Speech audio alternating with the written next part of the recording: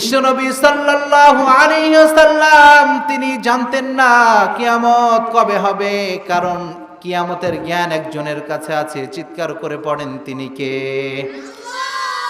রব্বুল আলামিন কোরআনুল কারীমের সূরাতুন নাজিয়াতের মধ্যে সুন্দর করে জানিয়ে দিচ্ছেন, আসআলুনাকা আনিস সাআতি আইয়ানা মুরসাহা ফীমা আনতা মিন যিকরাহা ইলা রাব্বিকা মুনতাহাহা।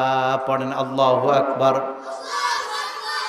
রব্বুল আলামিন জানিয়ে দিচ্ছেন, ওগো নবী, লোকেরা আপনার কাছে এসে জিজ্ঞেস করে কিয়ামত সম্পর্কে, কিয়ামত কবে হবে, আপনি তো জানেন না, কারণ এই জ্ঞান আল্লাহ আপনাকে দেয় নাই। এই জ্ঞানটা আছে একজনের কাছে। চিৎকার করে পড়েন, তিনি কে?